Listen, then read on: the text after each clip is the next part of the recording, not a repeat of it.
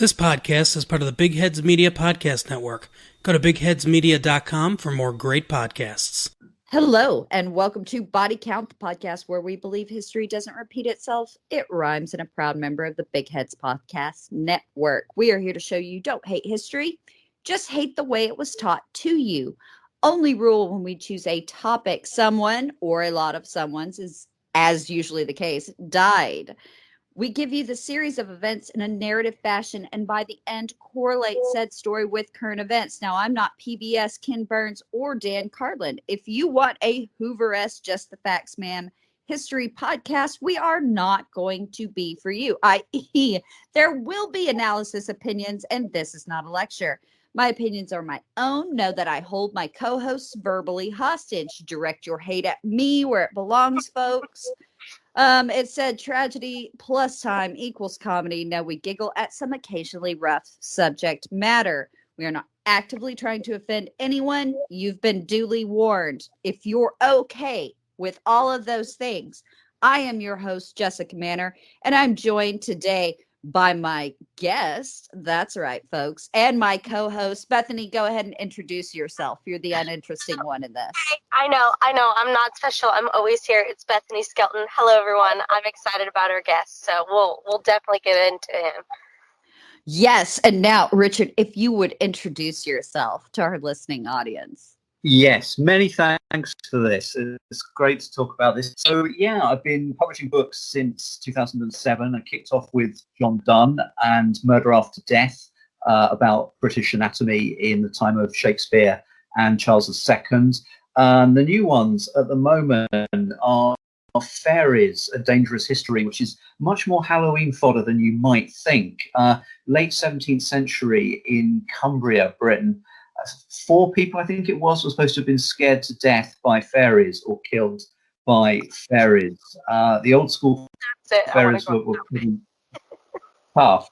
What else? The Real Vampires is now out. I'm hoping you're going to get a paperback out, and that is another you couldn't make it up history of stuff you think you know about, but I found that you certainly don't when you get into detail of it. So yeah, paperback's being held up, but we're hoping that's coming. And the work in progress, which is my favourite of all, actually, The Disgusting Banquet of History, which only a dog would eat, is Talking Dirty, the History of Disgust from Jesus Christ to Donald Trump. Donald Trump does indeed get his own chapter, which infuriatingly you're constantly updating. So let's stop on the 4th of December and of history. That's it's from a forthcoming vampire novel set in the beautiful city of Durham, where I had the great luck to work. You may not know this. In fact, I didn't know it until a colleague told me a few years ago, but Durham's actually probably the inspiration for Narnia. C.S. Lewis, who created all the Narnia books, of course, lived in Oxford, but he loved Durham. He thought it was much more beautiful than Oxford or Cambridge. And if you know the Narnia books, of course, there's a famous lamppost, which is a key kind of jumping off point, a bit like Harry Potter's platform 9.5.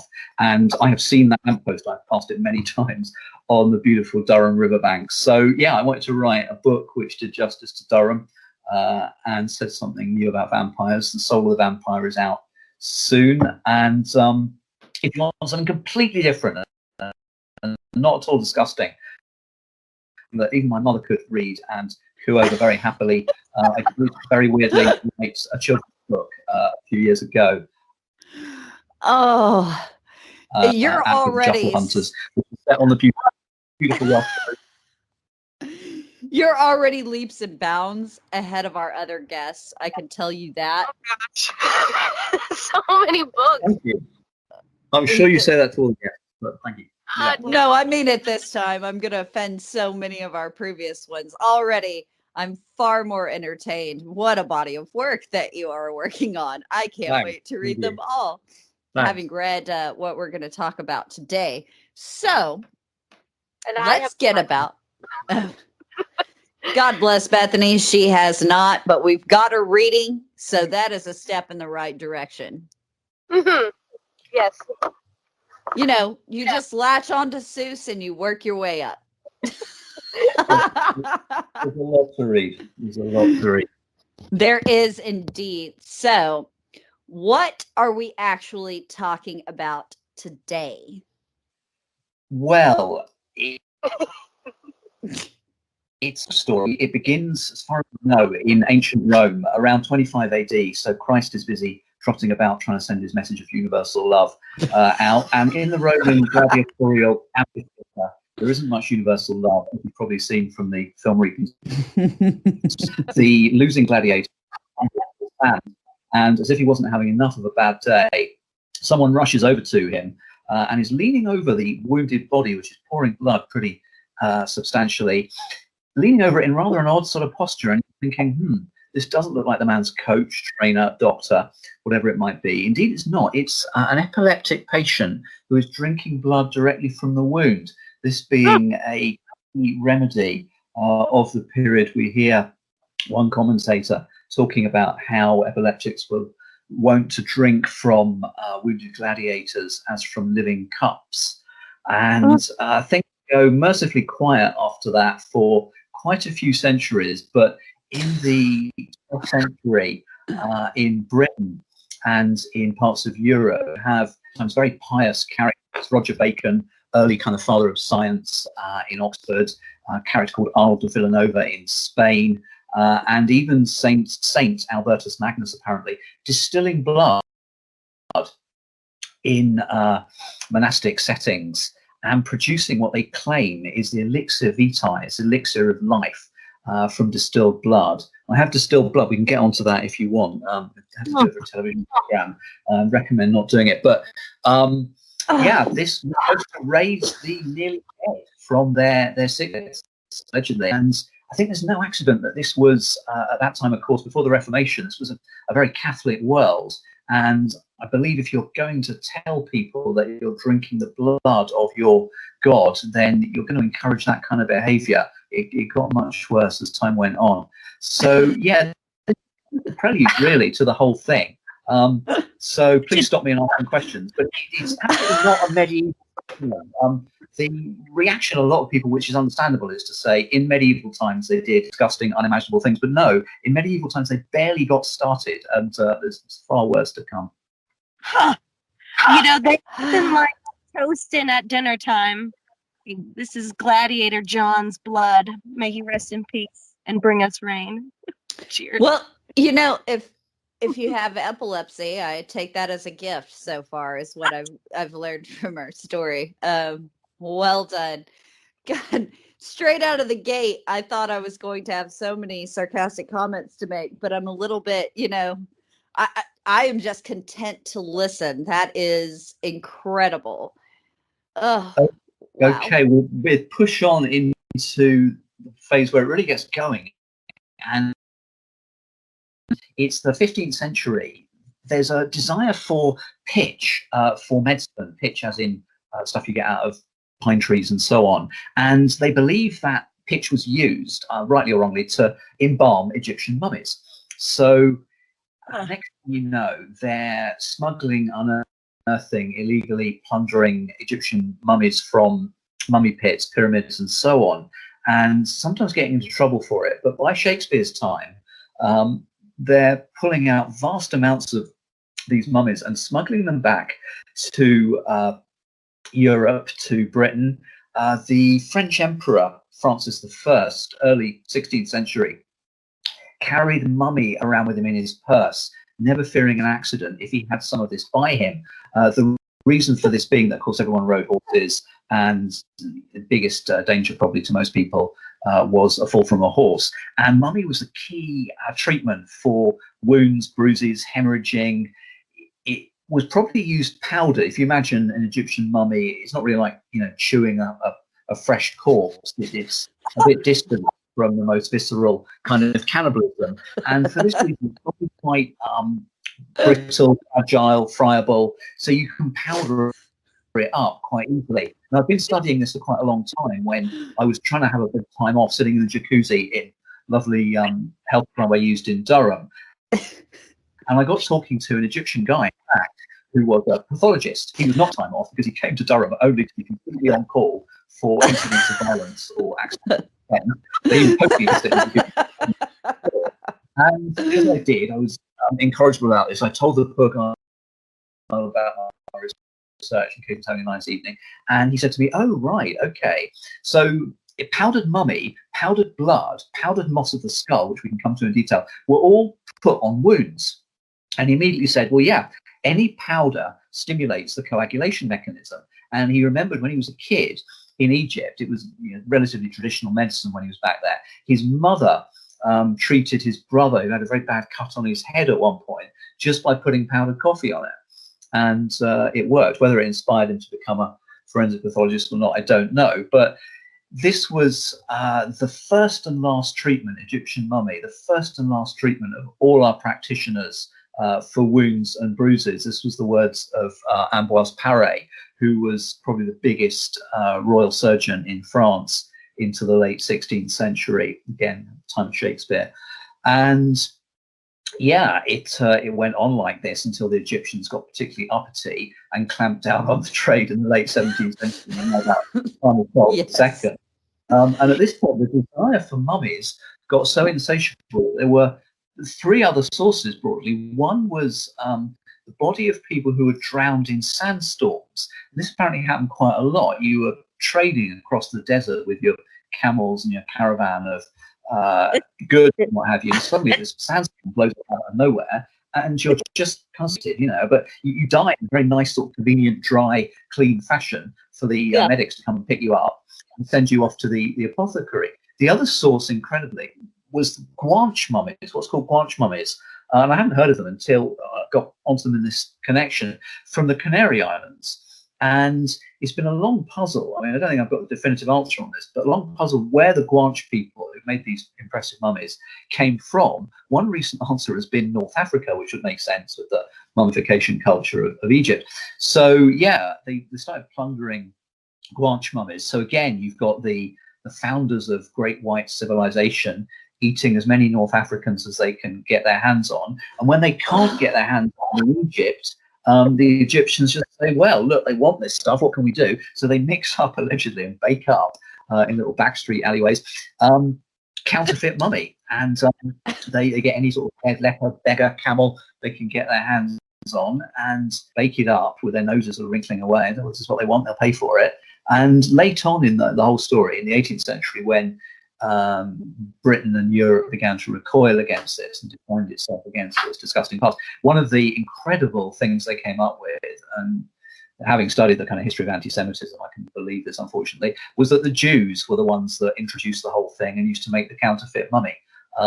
Whereas, in fact, the Jews were the only people I've come across that rigorously asked one of their rabbis, look, is it right to eat Egyptian mummy or not? It down and make a lot of money out of it. And the Jews were quite thorough about this and got a ruling from a rabbi in the 17th century. So, yeah, this is how it's going in Shakespeare's time of James I. So, we hit the Stuarts as the 17th century comes in. And something I was never taught about the Stuarts, disappointingly, in my school history class was this. James I refused corpse medicine, which was interesting because he was absolutely disgusting in most respects. Charles II made his own corpse medicine, and Charles I was made into corpse medicine. So, much more attention if they took history this way. Everything about that was amazing. Oh, I'm crying. Hold on, I have a question. You said the guy carried a mummy in his pocket? Purse, you call it at the time, yeah. I'm still Francis. Picture that. Like it's like a mummy purse. I'm so confused at what that is, and it's in its pocket. Yeah, I guess they were powdering it, so you just, if you saw it, you wouldn't know it from any other brown powder, I suppose. In fact, on that note, for a long time into the 20th century, I think people still have it now in small quantities. If they're painters, there's a pigment used by oil painters called mummy brown. So we've got some idea what kind of colour it is from that, I guess. If you've got it, use it sparingly. How else do you take your coffee in the morning, Bethany? I always insist that mine has a pinch of mummy. Well, at least it's brown and not white, because he could get in serious trouble carrying around white powder. Yeah, Dear God. no, I think green powder, which was the moss of the skull. I mean, that leads us on, if you've got some stuff for more, to the question of Ireland. And I've been thinking about this in a new way. I first started this about 10 years ago, but thinking about this in quite a new way because, of course, we've been right on the sharp end here of a big moment in the whole Black Lives Matter, the question of memorials. And you probably know, had a memorial to this slaver, Colston, who was sort of whitewashed, as it were, into a great philanthropist in Bristol, which is just a train ride away from me. I've got a friend there.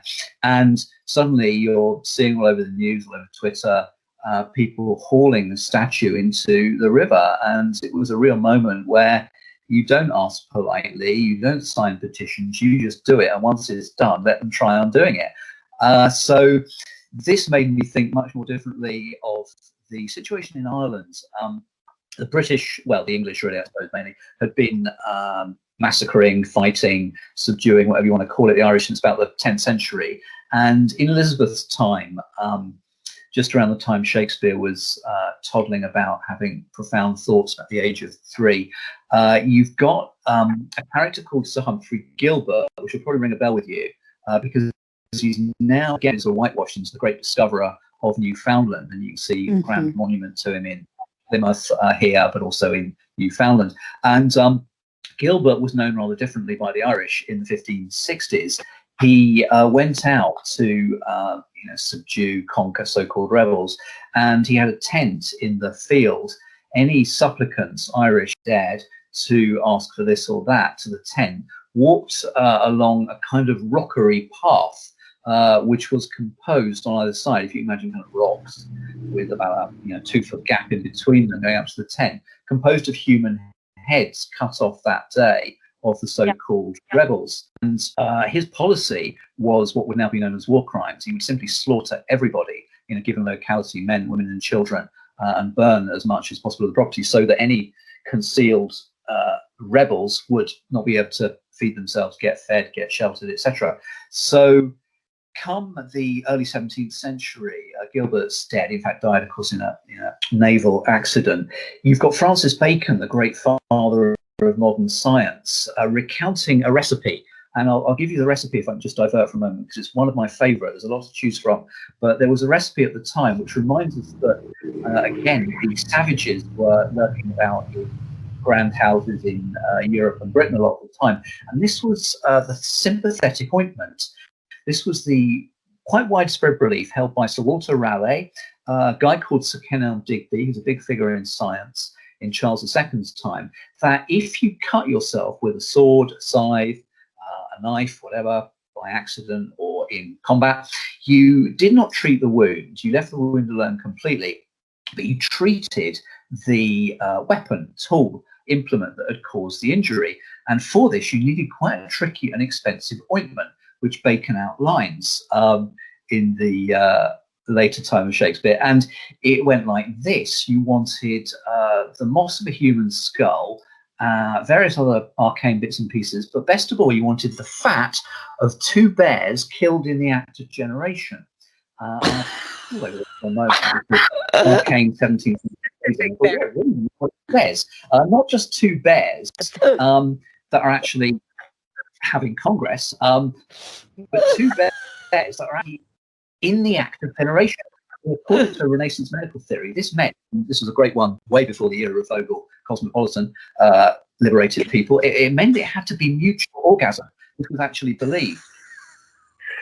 So you've got to find the bears, you've got to screw around from Aphrodisia, like meat. You've got to watch the bears, but you've got to then judge the bears to be absolutely sure the highest pitch of ursine ecstasy reached, and then shoot the poor bears and get their fat. There's a certain logic here, surprisingly enough. There always is when you rummage down deep enough, and this is the height of life. This is life at its peak.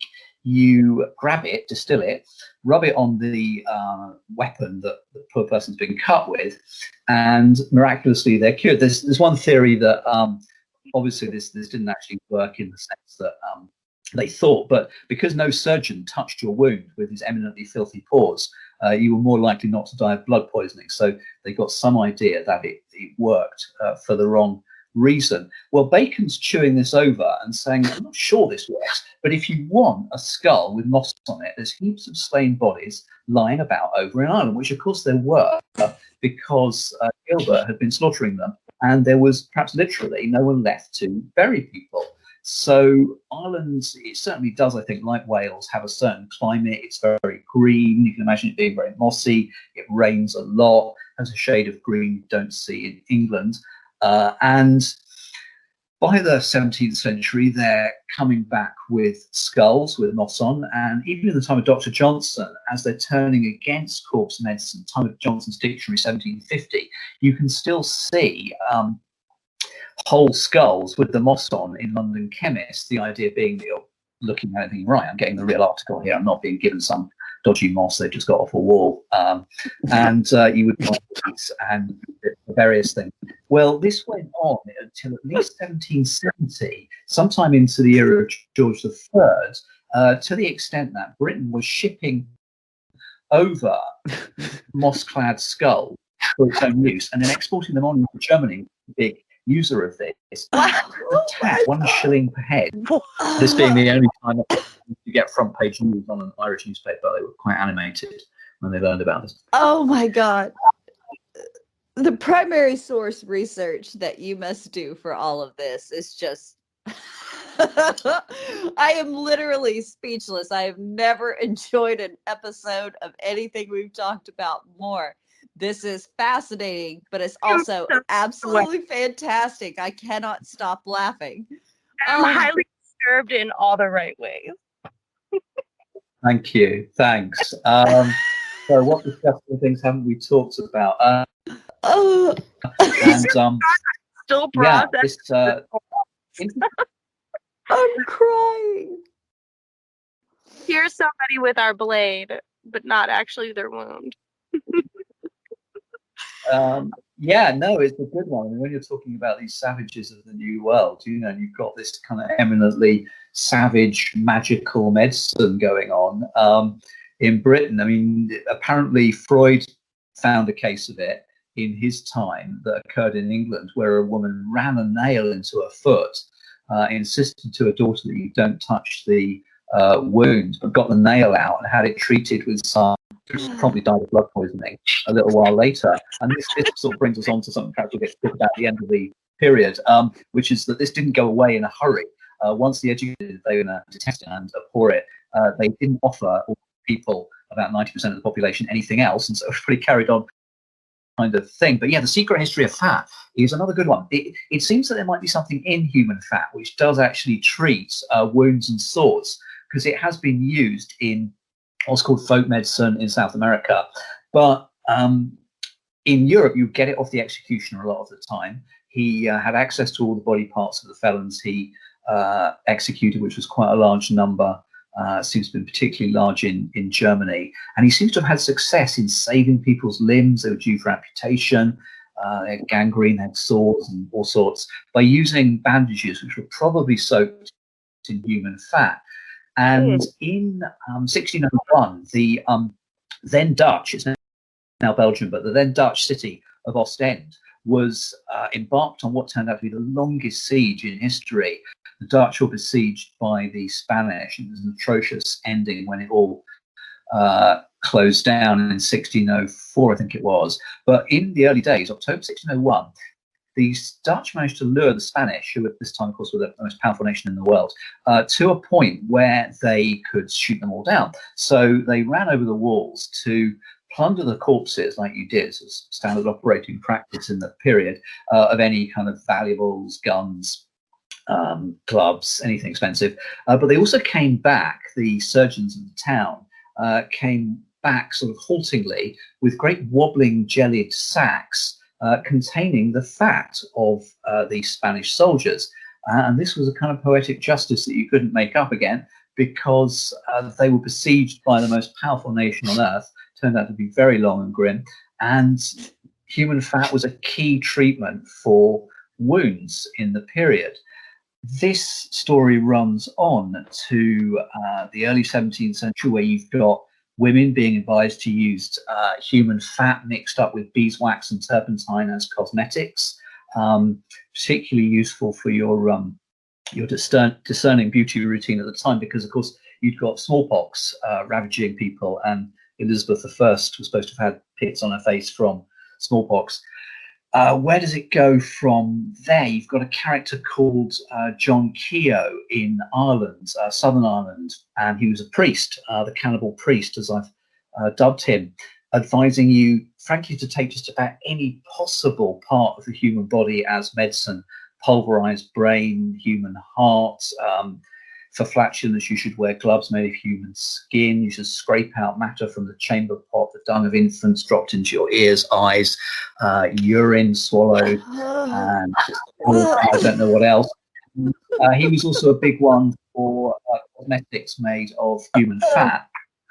In the early 18th century, there was a row apparently in a husband and wife, and this was one where your most sort of strident marriage counsellor would apparently not have made any progress, because they had such a bad row. The husband hung himself spontaneously. He was supposed to have hung himself with brambles. It was a very kind of impromptu decision here. That's going to be the better version. It wasn't clearly a very happy marriage, as was proved by the fact that the wife was told, well, he's a suicide, he has to be buried at the crossroads, and said jauntily, no, he's not being buried anywhere. Leave him to me. Calls in a surgeon and sells him for his fat. And the surgeon comes sort of inspecting the goods. He's as fat as butter. That's what you want. I know what I'm going to do with Jessica when she dies.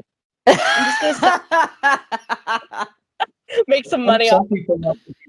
Some people like to be useful, but I mean, Jessica's not going to yield much fat, I don't think. The guy who was professionally getting away with this in Beverly Hills a few years ago was a surgeon called Craig Allen Bittner. And Bittner was running his SUV and that of his girlfriend off the fat of his patients. So he was doing pretty well, getting paid to turn this into petrol or diesel.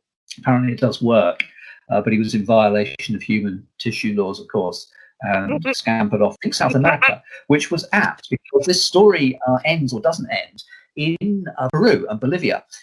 There was a sudden explosion of headlines across the world to the effect that a gang called the Pistacos, and I'll explain the name of it, the Pistacos in Peru was luring people to lonely roads and murdering them for their fat, which they were then selling on to European pharmaceutical companies for use in skin creams. There was a plastic bottle shown with what seemed to be fat in it, allegedly worth $15,000 a litre.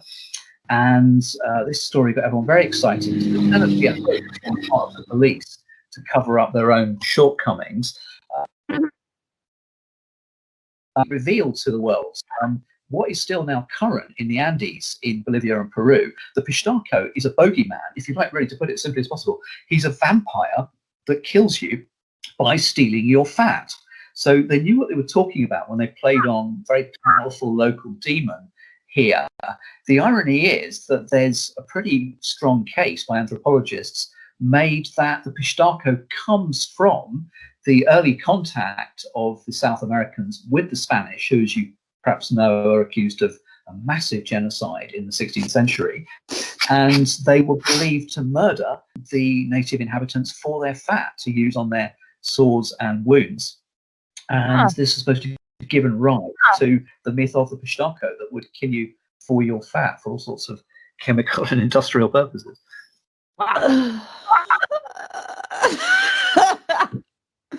Oh my God, this is absolutely fantastic. Usually I am taking this time to sort of be the middleman with members of academia and sort of break down what anybody's talking about. What I could have done with you, Richard, is just have you record yourself with just delightfully disgusting tales for an hour, because there's no need for us to be here other than to listen. This is fantastic and fascinating. Thank you. Okay, well, we've got about... Sorry, yeah. No, I'm just kind of sad that we haven't furthered this disgusting nature. Like, this is kind of interesting. Like, why aren't we benefiting from selling people's fat yet? Like, what's happening with that? Yeah. The interesting thing about that, actually, as you raised that, is that if you wanted to really disgust a patient in the 16th, 17th century, you'd offer them some cheap animal substitute. I mean, people did swallow the dung of all sorts of animals. On the whole, a lot of people were going to say, look, you want the genuine article, you want the masterpiece of God's creation, that is humanity. Interestingly, it didn't matter if they were thoroughly tabooed in terms of being a criminal, because this was a big area of supply, was hanged or executed criminals. But what they believed here, and I can explain this in detail when we talk about blood in a second, they believed that in lots of cases they were actually swallowing the power of the soul. So the whitewash that's gone on here really is incredible. The real cannibals were the Europeans, and this was also an eminently Christian medicine, that you were swallowing the power of the soul through blood, most obviously, which you can see makes some kind of sense, especially when it was still hot. But also, actually, you could swallow it through bone, through the skull, through flesh. And this is highlighted particularly in the 17th century, when the question becomes not should you eat people for medicine, but what sort of person should you eat for medicine? And there's a big split here between the old school guys who want Egyptian mummies and the new school guys, the followers of a medic called Paracelsus, who think that you should take the flesh of a red-headed man dead from a violent death, aged about 24 years, cut up, cured, treated with aloes, myrrh, hung up under the moon until it resembles smoke-cured flesh without any stink. And then you should distill this, perhaps, those ways of doing it, into a most red tincture. So if you should pop out your time machine in plague-struck London, their version of the plague was, of course, ravaging them in the 1660s, time of Charles II, and they would offer you, the doctors who hadn't fled, which a lot of them had, this most red tincture against plague, but that was where it had come from. And the other key to this notion of swallowing the soul was the drinking of blood, and this arguably beats anything you've already heard from about 1600, perhaps earlier, for about 15, until at least 1866. So think here, because we're talking mainly Germany, Austria, Scandinavia, the European Enlightenment, all the great glories of philosophy, all the great glories of European music. But if you back out of the salon and attend the beheading, what you might see is this, either the orderly version, which was all completely legal and arranged, which is people paying the executioner and his servants for cups of blood, which are collected and which then are drunk as quickly as possible by various people, mainly epileptics, actually. And they then run at a tremendous pace, which nobody did in the period unless they're being chased, or they are dragged by horses, again at tremendous pace. And this was going on countless times. Mary Wollstonecraft nearly witnessed it, and the American author John Ross Brown gives a lyric description of it when he was in Europe. It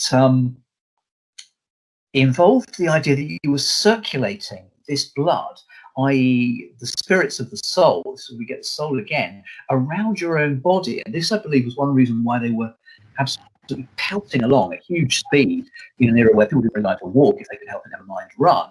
And the other reason for this is interesting. I consulted my long-suffering stoical friend, Stephen Schlossman, who is the author actually of a splendid book called The Zombie Autopsies, but is also a professional psychiatrist and medical man at Harvard.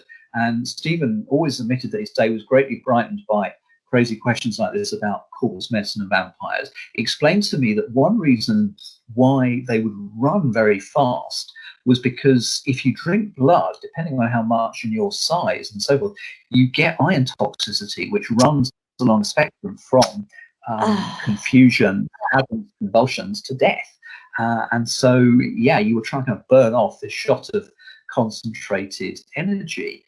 This was why Charles I was made into corpse medicine, when people mopped up his blood with handkerchiefs, his execution. And continent above all, where there were beheadings, you mainly only have hangings in Britain.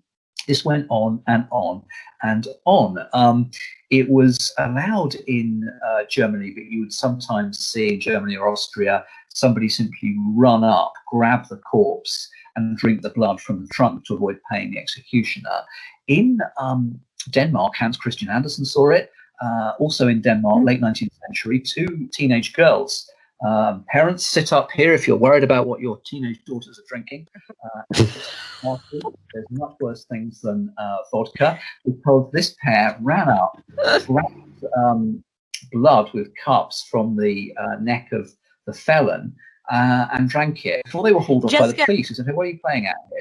Sorry, Jessica, didn't we? No, you're fine.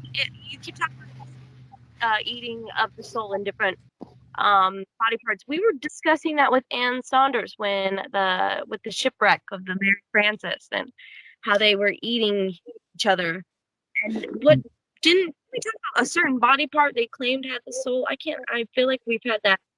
That was part of the discussion during that episode. Yeah, did you say Anne Saunders? Yes. That's the woman who was cutting up the bodies. No, it was the shipwreck of the Mary Frances, 1827.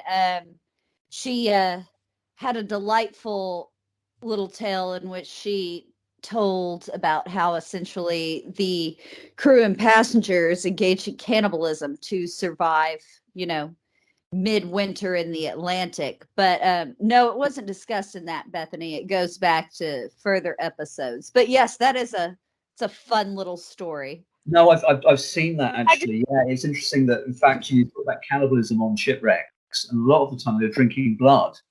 For whatever reason, it's hard to be sure, but this is what they seem to do just as much as eating people. To stay hydrated. That's how they stay hydrated. Just drink the blood. There's a hell of a lot of versions of it. I lost track of how many I counted when I started looking at that. Yeah, but yeah, just to bring the story of blood drinking for much needed close. It wasn't actually permitted in Sweden, but in Sweden, if you had an execution, you would get 500 people camped out at the site so as not to miss the big event.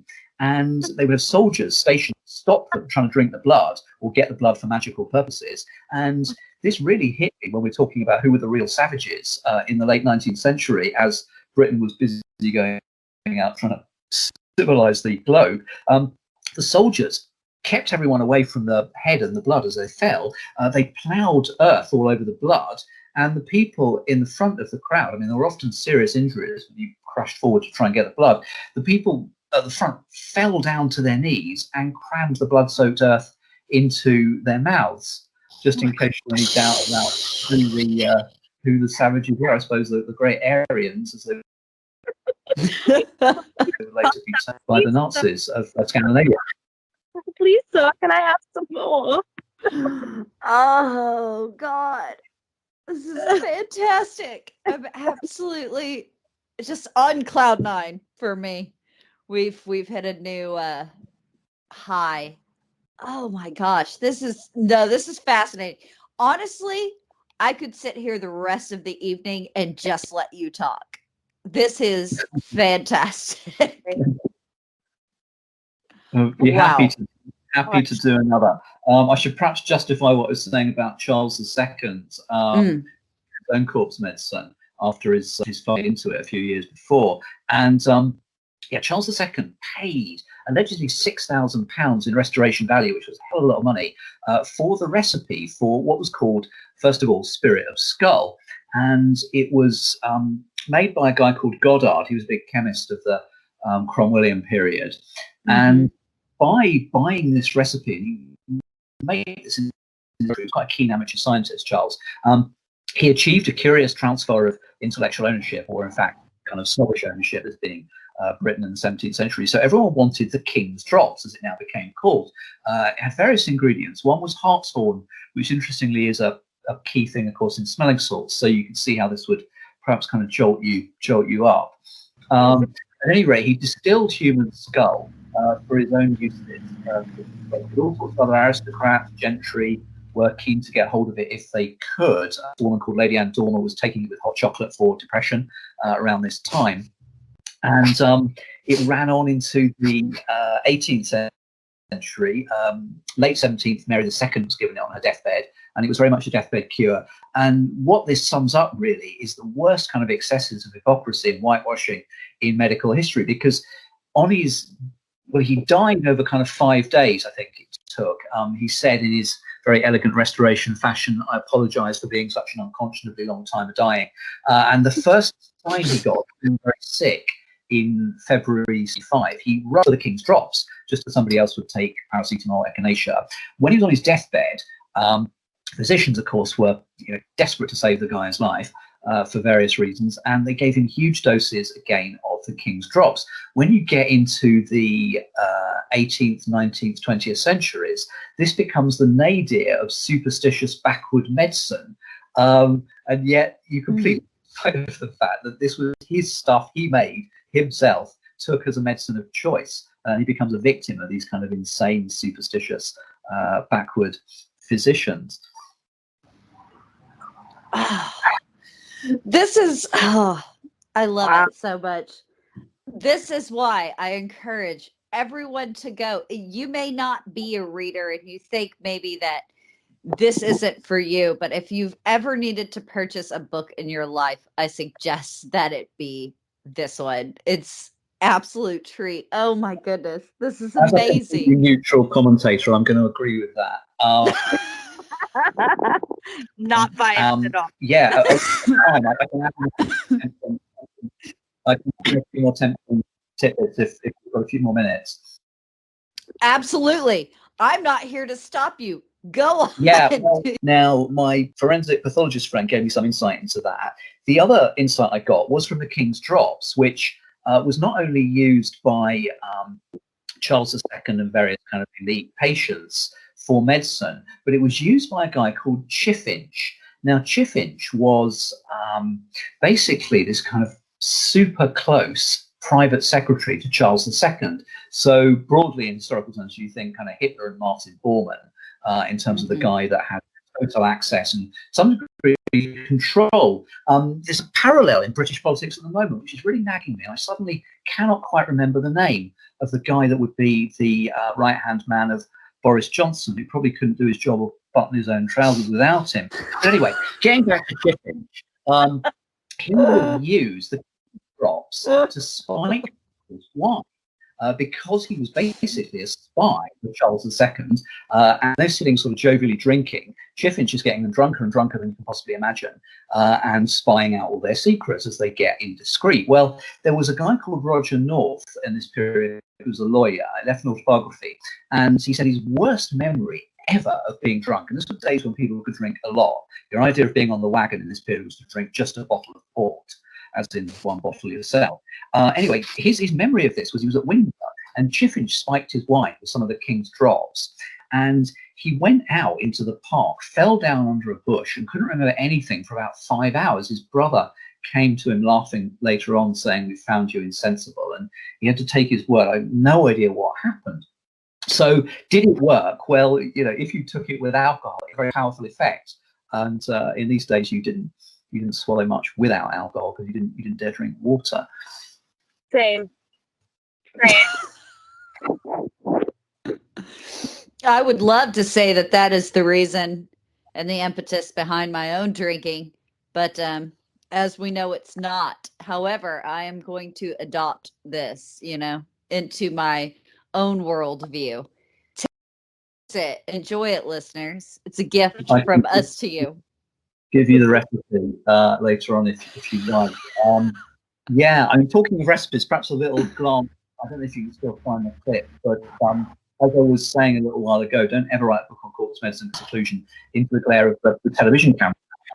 Their idea, which was quite clever, I thought, was to mix some of these medicines from the original recipes with free-range pig. So, we free-range pig, various bits of organs, blood, skull, which Tony Robbins grated as being one of the old recipes. And two stand out for me. One was distilling blood, which I really thought wasn't going to happen. In fact, it happened very fast, even though it was me doing it.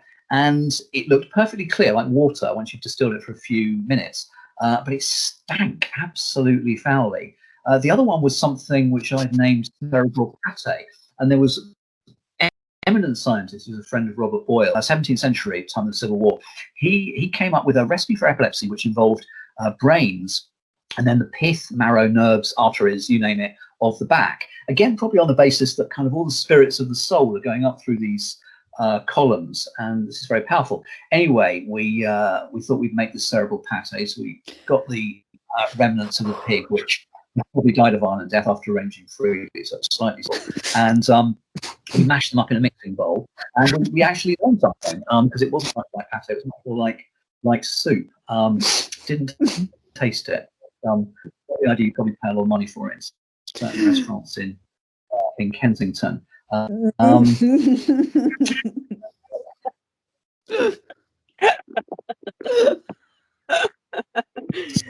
we've done a lot. I think we've perhaps neglected America, which hasn't had much of a look in. If any readers do want a book not mine for Halloween, which I'd recommend heartily, and that's readers in America, particularly in New England, do get hold of Food for the Dead by Michael Bell. And this will show you that, contrary to Donald Trump's desire to teach patriotic history, people were doing unpatriotic magical things right to the end of the 19th century with human corpses, the vampires of New England. But my little contribution to this unpatriotic history is blood drinking. Oh, fun. Paris, certainly, perhaps in London, but in America, in New York, people were drinking blood at the slaughterhouse. And as we were saying earlier, don't waste things. Well, they didn't waste anything, as far as we can tell, at a slaughterhouse in New York. So you had a large number of people, particularly women, I think, coming to drink fresh blood as a health tonic. It was all very organised, and the better sort has a waiting room. You paid a little bit of money. I think there was even a kosher version of this medicine. And it's likely, looking at the medical history of the period and the social history as well, that women were the last ones to get any meat. If there was a small amount of meat in a family, it went to the man of the family, unfortunately. And women and girls were sort of to live on air like the chameleon. So they went to get their iron tonic at the shambles. Now, there's a couple of stories in which young women graduated or descended from drinking the blood of animals to drinking the blood of their husbands, sometimes not entirely consensual fashions, and with what really looks like a kind of bloodlust, actually. But all this is beaten by the story from Kansas, a place around the Blue River, which you perhaps know of better than I do. But in winter 1889 to 90, around the Blue River, an anonymous man tipped off the local authorities about a group called the Samaritans. Now, the Samaritans were nominally very pious and religious, hence the name, and they believed that the book or books had told them the sick should be helped by the strong, which meant the healthy members of the Samaritans giving you, the sick, their blood to drink. So this was partly voluntary, perhaps, and kind of gives the authorities pause as to what they're supposed to do about it. But a man called John Wrinkle, who was high up in the Samaritans, was the subject of this tip-off, and authorities went round to his house and said, right, Mr. Wrinkle, can we have a look at your children, young boy and girl? He didn't seem to have a wife, whether he'd eaten her or not, I'm not sure. And the children were asked, is he drinking your blood? Not that old question again, you know. And they said, no, he's not giving my blood. The authorities are a bit suspect about this, and they get hold of the kid and say, right. So they inspect their arms and find them severely scarred, and confession presently comes, yes, he is drinking their blood. So yeah, a lovely story of Christian fellowship, and we might even call it, I suppose, communion.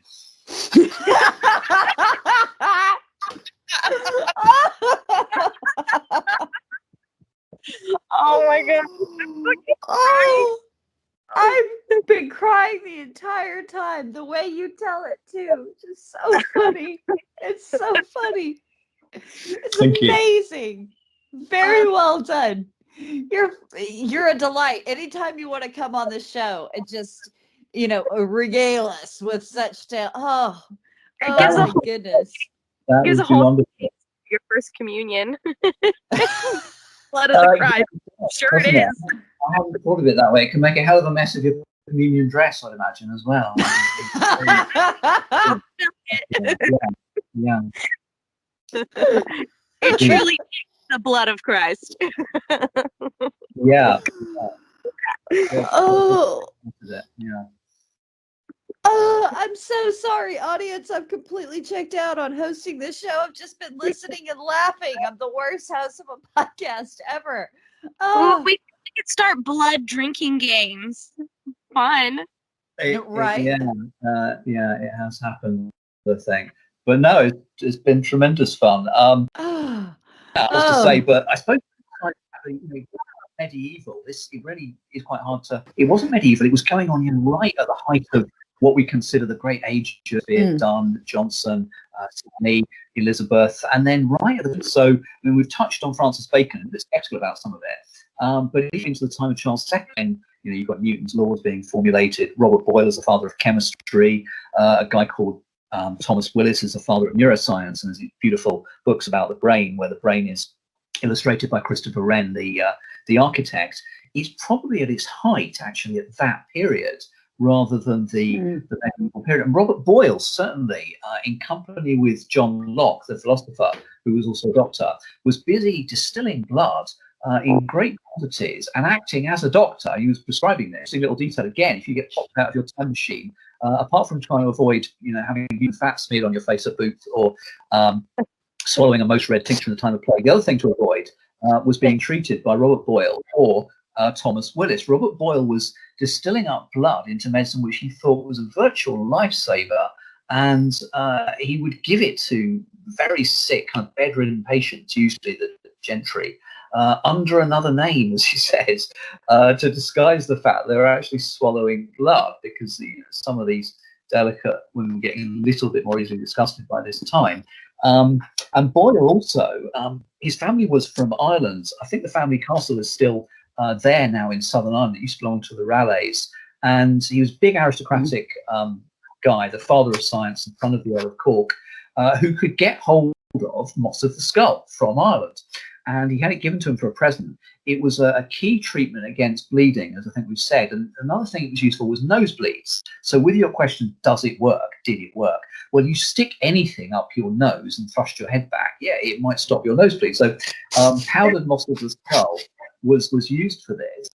But Boyle, who was suffering very badly from nosebleeds one summer, just decided to try holding it in his hand. I have no idea. I think was a pretty rigorous character and wasn't given to lying. He's very pious as well. Swore that it worked. He just held it in his hand and his nose stopped bleeding. So whether this was psychological suggestion or not, I don't know.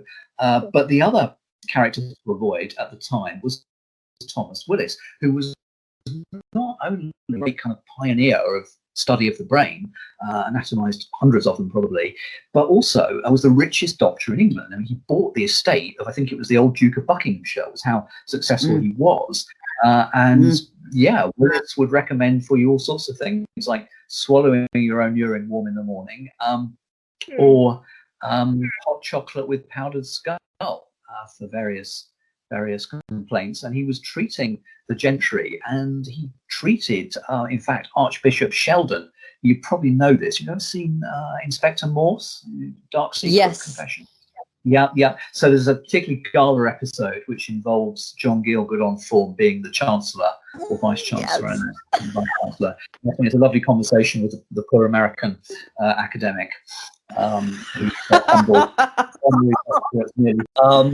Anyway, they just progressed for this grand occasion into the Sheldonian Theatre with all the great outsized heads carved on the gates. And this is named after Sheldon. This is where it comes from. Now, he had what was called apoplexy, a coverall term for things you didn't understand, like a stroke.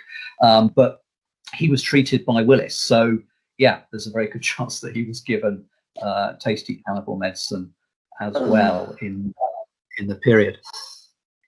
Oh, amazing. Oh, seriously, I could sit for hours, just hours. You are definitely coming back on. If there was ever a case for a man that needed his own podcast, it is definitely you. Why don't you? I know that we're coming up against the hour. Why don't you talk to us a little bit about some of the other stuff you're working on? Plug all your other books again. Thank you.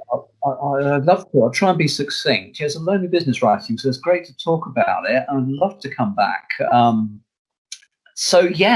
History of Disgust is nearly there. it's a big book. I hope it will appeal to a publisher that sees that it needs to be a big book, because it is 2,000 years of discussion. Probably a whole book on Trump on his own, I should think. But yeah, it's a big fat one, bigger than anything else I've published so far, and it really took me by surprise, which it takes a bit of doing. But I'll give you a little gem if you like. An old friend of mine, lecturer for A-level college, called Mike Strange, terrific character, unforgettable teachers, you remember all your life, and I still see nowadays.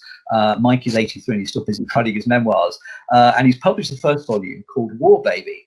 Now, he was a kid in the Second World War. He was in Sussex, where they had a few bombs dropped, just kind of unload the plane on the way back over the channel. It got dangerous enough that he was evacuated with his mother and grandmother voluntarily. So off they go to Wales, in Swansea, get booted out of the relative's house for some faux pas, and end up in deepest Wales in a place called Pumsaints, right in the countryside where it rains constantly, and they have a little cottage down, quite literally, just 2 rooms up and one up, one down. No toilet whatsoever. He has a little chamber pot to go wee in the night. And then the scenario, which this is what I mean about ruining period drama, I'm really wreck it when I get a chance, is there you are out in the lovely romantic large countryside in the morning. What do you think? There's a bridge across the fast-flowing river through the middle of Pumsaint, and attached to the bridge is a little kind of plank with holes, and everybody will be stacked. I don't know, a dozen, all busy doing their morning business, basically, into the river, chatting away quite convivially.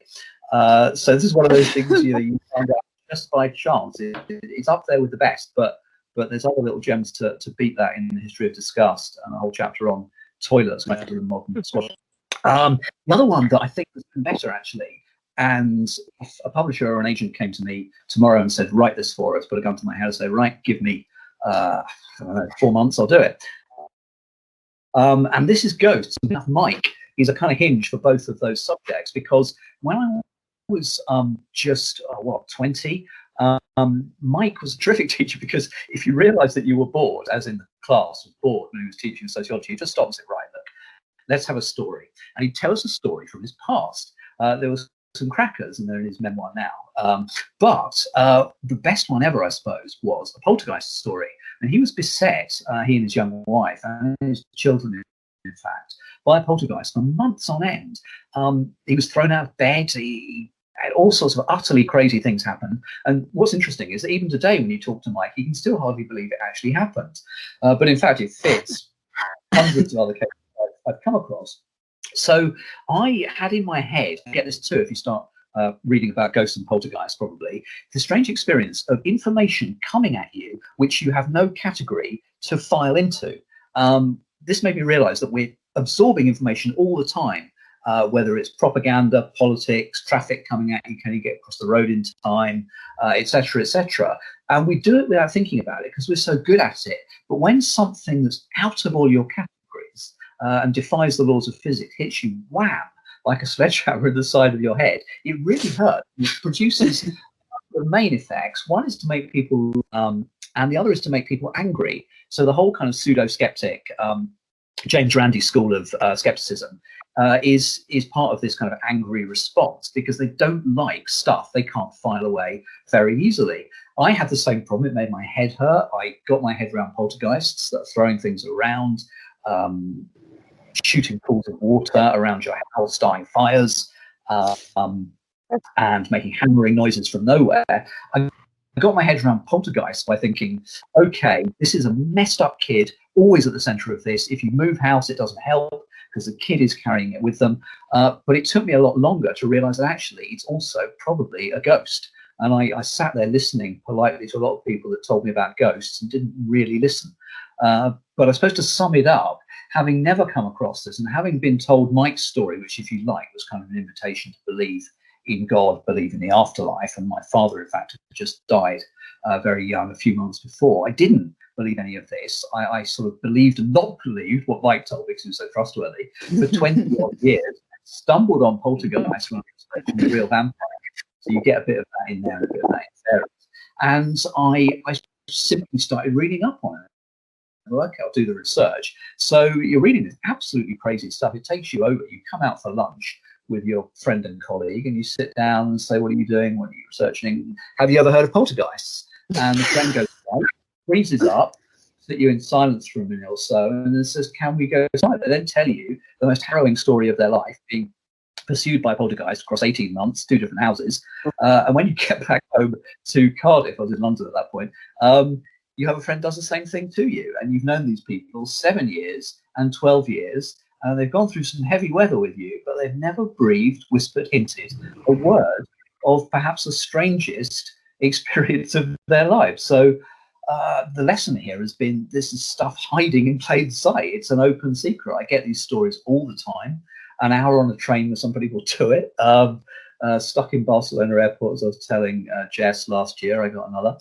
And that is the book that I really, really want to get written, because I think people need it. I think they need it for all sorts of reasons, not least because nowadays we're quite good at breaking taboos, and most traumatic things that happen to somebody, they will get help from.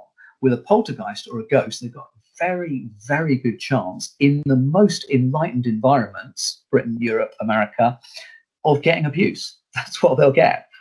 So they're not likely to talk about it for that reason.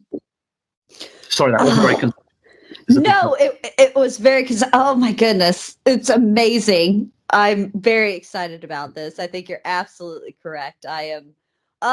I would love for you to write that book, actually. The day that you start to write that, let me know. I'm going to be very, very excited. Oh, that's amazing. Amazing. Thank you. God, you can come back anytime you want. Like, we will definitely roll out the red carpet. This is fantastic stuff. Yes, because I do want to touch base on the chamber pot and scraping it and dropping it in eyes and ears. I do want to touch base on that next time. Yeah, absolutely. Anything else you want to pick up, I'll be a bit quiet. I'll be happy to listen. And it was funny that you got the Anne Saunders thing. I hadn't thought about that for a while, but I did a lot of research that I couldn't fit into the real vampires in the end. And that shipwreck stuff was a hell of a thing. I mean, drawing lots to see who's going to get their throat cut to drink the blood. Will focus your mind, I guess. Yes, it very much did. And it was I stumbled across it purely by chance. What was the book I was reading? Yeah. I can't even remember now, Bethany. That was eons ago. Usually when I do that, I put it right out of my mind. And I had stumbled across it from, I think it's Women and Children First, which is shipwreck narratives in, yeah. So that's where I ran across it. And I was just the experience of such a genteel lady doing these engaging in these sort of practices just out of necessity was fantastic. It was a story that had to be told. It was silly. We had a great time with it.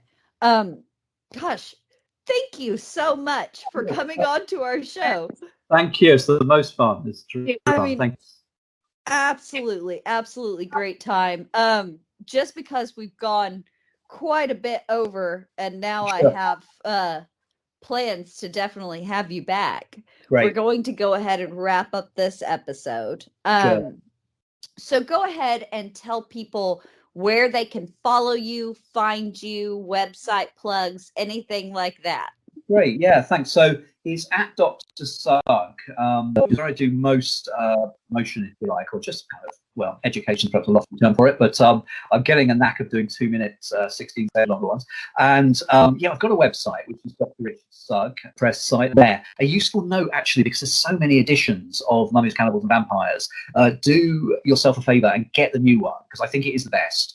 I kind of tightened it up and I put in a lot of new material, but also it is a lot cheaper than what was really a book for university libraries.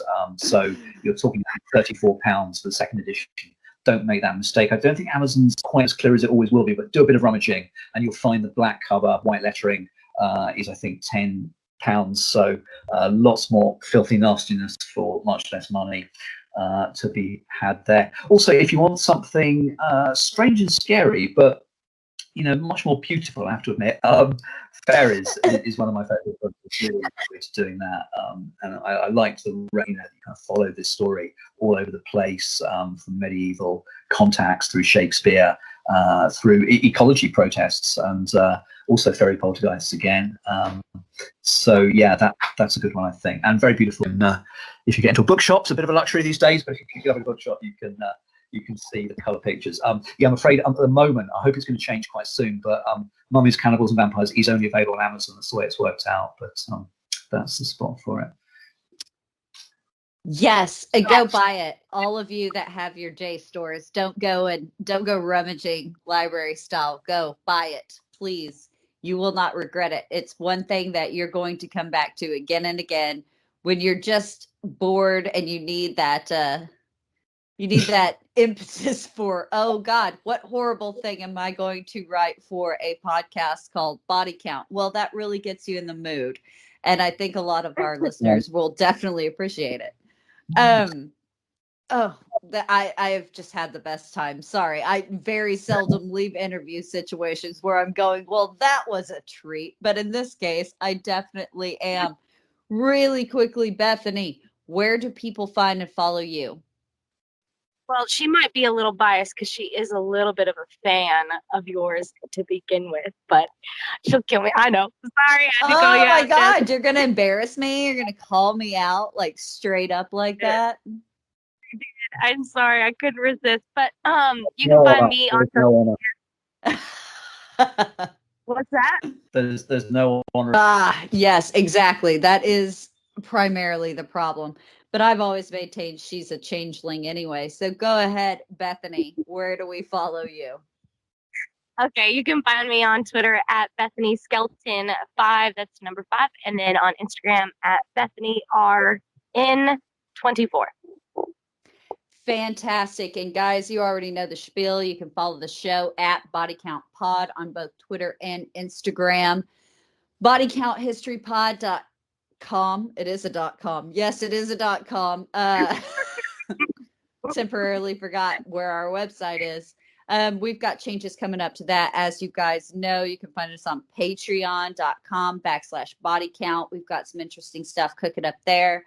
I think I'm going to start doing the death of countries, guys, here pretty quickly. It's just going to be those 20-minute little mini episodes, similar to what Bethany is kind of doing for us on this day in history. So we're going to get to that. You can follow me at Jessica B as in Bravo Manor, as in the house, not the behavior. Jessica B Manor on Twitter and Instagram. And you can also find a lot of Richard's very delightful tweets there. As we all know, I'm a prolific retweeter. So, Richard, do you have anything to add? Just huge thank you, and I'd love to. I must actually ask you about Patreon at some point. I'm thinking about this, but that's another matter. But whatever you fancy talking about, please let me know. I'd love to. And thanks. It's terrific. Very fun. Absolutely. You have a free pass. Come back as much as you want. If you have a wild inkling that you want to talk about, you're definitely invited back to the show. Especially where we are mired so much in the 20th century, and most of our guests tend to focus on that. It was good to not be tied to 20th and 21st century history in this case. It was fantastic. But guys, listeners, I think that is going to do it for us this week. Again, we promise, I already know there will be many an ask and many an outcry. We're going to definitely have Richard back. Do not fear. We're going to get into everything else. But we will be back with you guys next week. We have a lot of fun stuff coming down the pipe. So please go follow us. Go do all that jazz that we all know that I don't understand, because I am not an internet person. So we will see you next week. Bye.